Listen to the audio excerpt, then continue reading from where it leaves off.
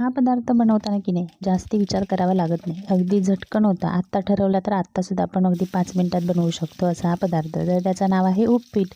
आज काय झालं, मुलांना टिफिनमध्ये मटर पुलाव दिला होता आणि त्याच्यामुळे मग नाश्त्याला काय बनवायचा हा प्रश्न पडला.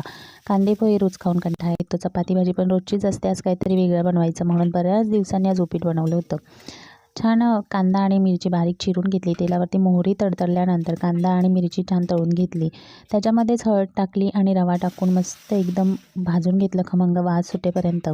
रवा भाजून झाल्यानंतर 1 वाटी रवा घेतला होता. त्याच्यातच मी 3 वाटी गरम केलेलं पाणी ओतलं भाजून झाल्यानंतर आणि गरम केलेलं पाणी ओतल्यानंतर त्याच्यातच मीठ टाकलं. छान एकसारखं केलं, झाकण ठेवून वाफ काढली. रवा पटकन शिजला, पाणी उकळलेलं होतं आणि मस्त आपलं उपीट तयार झालं. इथे जरी तो असं गजगजीत दिसत असलं तरी खाताना की नाही व्यवस्थित आपल्याला सुट्टं सुट्टं वाटतं.